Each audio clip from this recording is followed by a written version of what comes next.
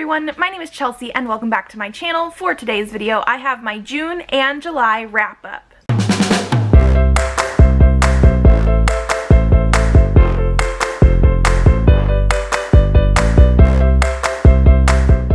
So we're doing 2 months at once because at the very end of June, I had my daughter, and so I just never really got a good chance to sit down and film my June wrap up. So we're combining it all together, and by combining it all together, I do also mean we're going to combine all of the stats together as well, just because I didn't want to go in and try and be like, this was June, this was July, so we're just putting it all together. So in the month of June, I read 6 books with a total of 1,264 pages, and in July, I also read 6 books, although technically one was a DNF, for a total of 1,599 pages, which means my combined page total for those 2 months was 2,863 pages, which is actually pretty good because my May totals were abysmal, and I was really assuming June and July were going to be worse than they were. I didn't feel like I read as much in June as I did page number wise, mostly because I ended up reading like a comic graphic novel thing and some manga, but July was really good. Good job. Green car. Okay. Like I mentioned before, we are going to get into the stats and everything is combined. One stat that I always get into is the formatting of the book, and for these 2 months I only read ebooks. I know I mentioned this in my TBRs and everything like that. It's the only way I'm able to read anything with a newborn. Getting into the genres that I read, I actually read 6 fantasy books, 3 sci-fi, 1 crime, 1 horror, and 1 paranormal. And then as for the types of books, I did actually read 7 novels, 4 manga, and 1 graphic novel / comic. As for the age ranges, I read 1 middle grade, 5 young adult, 1 new adult, and 5 adult titles. And for how I got them, I actually read 6 titles that I bought this year, 3 titles that I had owned previous to this year, 1 was an advanced reader copy or an ARC, 1 was gifted to me, and 1 was from Kindle Unlimited. And then as for the star ratings, 1 was a DNF like I mentioned, 1 was a 2-star read, 1 was a 3-star read, 1 was a 3.5-star read, 3 were 4-star reads, and 5 were 5-star reads. And so that should be everything for the stats. We are going to actually run through the books in that order, so I'm not going to really specify June and July unless I really think I need to. So we'll just run from the DNF to my favorite book of the month. So Elliot decided to wake up, so before we get into the books, here is the cutie pie, 1 month old already. I mean, like, girl. Okay, so like I said though, we are going to be going from the DNF all the way to my favorite book of the month. The DNF that I had for these 2 months, the only one actually, I did read in July, and it was Blood Trial. Oh, really? Yeah. Was Blood Trial by Kelly St. Clair. This one is a DNF because it just is not for me. I have read other books by Kelly St. Clair that I have liked, both books that she has co-written with authors and ones that she has written by herself. But this one is supposed to be like a paranormal vampire romance, and I read the first 30-something or 40-something pages, and our main character is the richest white girl who has ever lived. And it's in such a way that she wants to help the poor, but in order to do that, she thinks she has to demean herself and make herself go down on their level, and just the way she's talking about everything, I could not stand. Okay, and so my 2-star read was Heartbeat by Maria Levitt. This is a book that I actually got from a Humble Bundle. I think it is issued through Boom Comics, and this is the entire story. So this was originally written in Spanish, and I didn't know much going into it, except for the fact that on the cover there is some sort of like blood, and I was like, maybe this is a vampire story. It's not. It is very much contemporary, but the way it is written is very abstract. Like, I don't think I fully understood where this story was going, which is not necessarily to say that it is bad. I did not get it. But the main reason it is a 2 stars is there is also very, very graphic sex on page between 2 underage characters, and it's also very uncomfortable for me reading it because it wasn't between like 2 good characters who were like trying to figure out their first time having sex. Like, it was very, very graphic. I think it was supposed to be like sexy, and I did not find it sexy, but because one of the characters is also very morally gray at the least, evil at the most, it was just so uncomfortable to read, and I did not, like I said, understand what this story was meant to do. The 3-star read that I had is The Longing of Lone Wolves by Lana Petrzik. This one I read in July for the Indie Accords, based on like a host's favorite, so the fact that I gave it a 3 stars, it's obviously something that is much loved by other people, but I feel like it was trying to do too much. I was very interested to learn as I started reading this book that it wasn't just like a fantasy romance that I was expecting. It's a fantasy sci-fi romance, in the fact that fantasy is the main focus, and that is actually where I ended up putting it for the genre, but it is a fantasy that like comes about 2,000 years after a nuclear war happens like on Earth, so it is based on like a sci-fi dystopian sort of setting turning into a fantasy, which I thought was really, really cool. My biggest issue with this one is I wasn't really feeling the romance. The buildup between the two main characters didn't quite have that feeling for me. Like, I know it was supposed to, but I just sort of felt like they were talking a little bit more about the physical aspect, the lustiness of it, than the actual romance for me personally. And then by the time we got to like the second half to the end of the book, I wasn't entirely too sure how it was going to wrap up, and some of the stuff that they introduced in this book, I'm sure is going to come across later in the series, but like they introduced like a bad guy, and he ended up not being the main bad guy that we were trying to figure out and like win against in this book. And so it just introduced too much stuff that I was expecting to get a little bit further with, a little bit more wrapped up, but it didn't because it is the first book in the series. And so I think it was more just like, it's like an over 400-page book that felt even longer, and I was expecting more answers. My 3.5-star read was Renegade Love by Anne Aguirre. This is the third book in the Strange Love series. I actually read Strange Love 2 years ago, gave it 5 out of 5 stars, absolutely loved it. The second book, Love Code, I read last year. I think I gave it 4 stars, and this one is a 3.5. So ultimately, the series is going downhill a little bit for me. They are sci-fi romance, and again, this one did not have as much build-up in the romance as I would have liked. So I ended up just saying that this was a sci-fi because they did have these sci-fi elements. We definitely have an alien crew on this ship. There's a bounty hunter, and like we have all this kind of stuff with some humans as well. But it ended up being more like a heist novel than a romance. Again, I just did not feel any sort of build-up between the characters. There were some really good lines written between the two characters, but it almost felt like it came out of left field because I didn't see why they were attracted to each other. It was all of a sudden it happened. I also feel like this book possibly was let down a little bit by the fact that it was originally written as a serial. The author was writing this like chapter by chapter and sending it out in her newsletter to her readers and subscribers, and I actually was gifted this one for free because I was a newsletter subscriber, but I hadn't read it before, and I think because of the serial nature of it, it didn't quite live up to the whole novel aspect. Like, I wish there would have been a little bit more flow in between the chapters. Like, there were definitely some chapters where it ends not even just like on a cliffhanger, but on a like, what will they do next sort of thing. Like, it reminded me of like a TV show, like those cheesy ones where they tell you like, next time this is what's gonna happen, and then didn't exactly do that, but it definitely didn't just like end on a cliffhanger. It would end on the cliffhanger, and then like the way that the character was like speaking would almost be like, what are we gonna do next? Like, it was just like they wanted you to keep reading, and so I feel like you could definitely tell it was written as a serial. And so yeah, a little bit disappointed. I did like the main human character that we had. Don't ask me what any of these characters' names are because I have major mom brain going on and I just don't remember. But I had such high hopes for this book, and it wasn't bad, but it didn't live up to my expectations. Then, moving into my 4-star reads, I actually did have 3 of them. The first one I read in June as an arc, and it was Onyeka and the Academy of the Sun by Tola Okogwu. This is a middle grade that is supposed to be like black hair love meets X-Men. So it is about a character who is middle grade age. I don't remember if she's like 11 or 12, and she's trying to figure out how to love her hair because her hair has superpowers.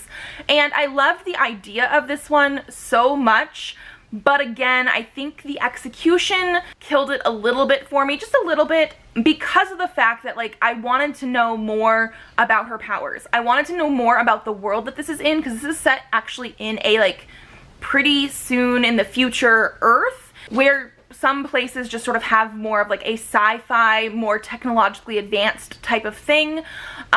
And I wanted to know more about her friendships and her family. Like, her relationship with her mother is mentioned a couple times, but it's not really expanded upon. And then she's making some friendships over the course of the book, but again, it didn't really feel natural. Almost like the romances that I was reading before that I rated sort of low. We're told that they're there, but we don't get to see that happen. All of a sudden, Onyeka has friends. And they're like, oh, and we bonded over this, but like we never really got to see that happen. And so I do think this is a really good one for a middle grade audience, but I still would have wished for more development on page, because I do think all books deserve that, and it's just something I would have liked to see. The next 4-star was Shoot the Messenger by Pippa DaCosta. This is basically the opposite of The Longing of Lone Wolves. This is a sci-fi fantasy versus a fantasy sci-fi. So the main genre of this one is sci-fi, but there are fae in this sci-fi setting. We do have the different planets, lots of technology. It's very much like there's different aliens and different species. However, there is the undercurrent of fae there. I really did like this one because we follow a character who is a messenger, and she ends up on the like, not the receiving end. She is the person that delivers by accident a death threat, basically like you are going to die in 18 seconds, and then somebody does put a hit out on this person and they die, and it looks like she is the one that did it because she was there giving the message. And I really liked that sort of aspect of her trying to figure out why this person was killed, who set her up, and the undercurrents of the fae being there. This is going to have romance eventually, but this book didn't really have any of that, and it's supposed to be slow burn, but like it's gonna set up in later books, I'm assuming, because like we really did not have that. The main reason this is a 4-star instead of a 5-star, because I absolutely devoured this, it was so quick to read, is that our main character is very unreliable, and but not in the fact of like an unreliable narrator where you're wanting to read stuff and trying to figure out what's going on and like they lie to you, but more in the fact that she just omits information, and it's supposed to come as a plot twist later in the book. But I was confused as to how we got there. Like when they were revealing the plot twist stuff, and it's happened a couple different times, I was just like, did I miss something? Like I didn't see how we got from point A to point B, because it would literally be like point A, we go into like another chapter, and then chapter starts with point B, and we're just sort of like supposed to accept that she didn't remember something or didn't want to tell us something. But since it's written in first person point of view, I feel like there should have been at least some hints as to why we had the big old plot twists that we did have. So the writing style or the character voice was something that I did struggle with a little bit, but I am very, very curious about the rest of the series. I think it's a quite long series, and so I want to get to book 2 eventually. And then my last 4-star is Once Stolen by D.N. Bryn. This is a sort of sequel companion novel to Our Bloody Pearl, which I read last year for the Indie Accords. Absolutely loved, 5 out of 5 stars, like one of my favorite books of last year. And this is a very different sort of take on this world. We don't actually even have very many characters that come in from the previous books. We have like one side character who is very briefly on page and mentions the main characters of the first book, but that's about it. And in this one, instead of having like sirens and pirates specifically, we are more in this swampy area with our main character being a like snake person. It's still sort of a siren, like they're very much like half human, half, I guess not fish, but snake. And they are autistic and deaf. Like I love the representation in here. One of my issues with this, that's the only reason it's not like a 5-star, is this is more of a YA side of the series, and I did feel like some of this took a little while to get going. Like this book is supposed to be 200 and something pages according to I think Amazon and Goodreads. However, It was the book that took the longest to read based on page number for me, so I do think this book is longer than that. And we had a lot of descriptions of the swamp sort of area that they're in. I absolutely love Dean Brin's writing style, but because of the like nature of this book, like we're supposed to be having a conflict between the different species here, and one of the characters is like sick and dying and they're trying to get to a certain place to heal her. There didn't seem to be as much urgency as I really wish there would be based on those sort of things. So the writing style, I think, was one of the main aspects of the book, because I do love Dean Brin's writing style, but I think it took over a little bit for the actual like plot and the urgency of the plot. However, I am very, very excited for book 3 in this companion novel series, which is then the first book of a actual series that they're doing, because the main character from book 3 is actually a side character in book 2, and I liked the sort of character progression we had with that character. They're not on page like a ton, but we did get some character progression that I think is going to come into book 3, and I'm very excited for it. Okay, and then moving into the 5 stars, the first 4 5 stars I have here are actually the first 4 volumes of Witch Hat Atelier by Kamome Shirahama. This is a manga series that I've been seeing some people reading, and I will admit, just based on the cover, it's gorgeous, but I wasn't entirely sure it was my type of manga. But I did end up getting a Kodansha Humble Bundle that this came in, and let me tell you, I am so glad that I read this. I absolutely loved every single volume that I read, and I need to continue with more in this series. This is a series that follows a young girl, I believe she's probably about middle grade age, like probably 11 or 12 or so, who has no magic, but she is like obsessed with the witches that have magic in this area that she lives, whatever planet or country or town or whatever, wherever this is. And she ends up becoming an apprentice to one of the witches because of events that happen, and this book series is full of magic and her trying to figure out like the witchiness of it. And there's a big conspiracy thing, like there's potentially something going on with a like evil faction of witches that like she's at the center of. I really loved the friendships in here because it's not just her, there's also 3 other girls that she's with, like being apprentices, and of course the art style lives up to the cover. Like it's just absolutely gorgeous, and I love the story, even though I didn't like fully expect to. I don't know why, but like so many people have been loving it, and I'm so glad that I read it, and I definitely need to finish more volumes in the series.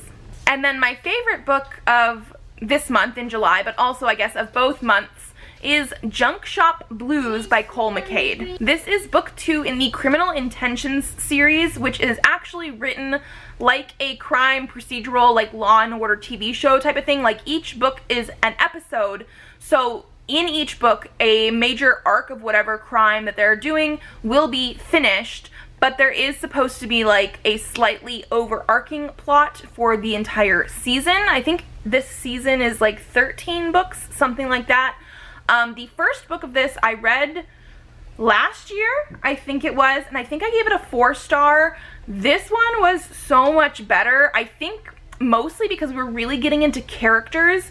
So basically we have 2 main characters in this series. One is Malcolm Kalaji and the other one is Song Jae-yoon, and they are both people of color, cops, or I guess detectives technically. They are both LGBTQ. I believe one is gay and one is technically bi, and they will eventually have a romance. It is not there yet because again, it's written like a sort of like TV show thing where you get a little bit of development each episode and then eventually it'll build up to that.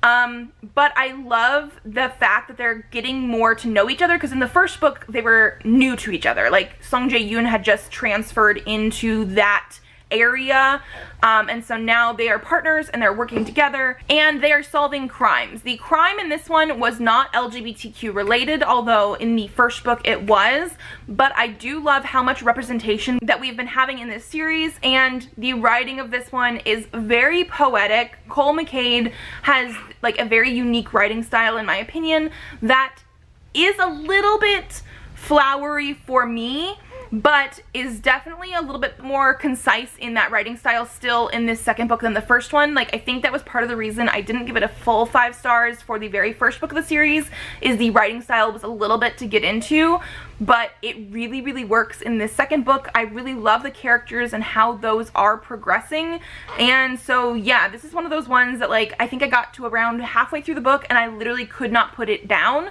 which is saying something because I can literally only read right now when I have downtime from my 2 kids, and so I read like while I'm pumping or while I'm feeding her, sometimes at night if I need to, and like seriously, after I got to around halfway through this book, I did not want to put it down, and I think I finished the rest in one day, because I just needed to know, one, what was going to happen. The crime and how they solved it was really well written, but also the characters, the characters.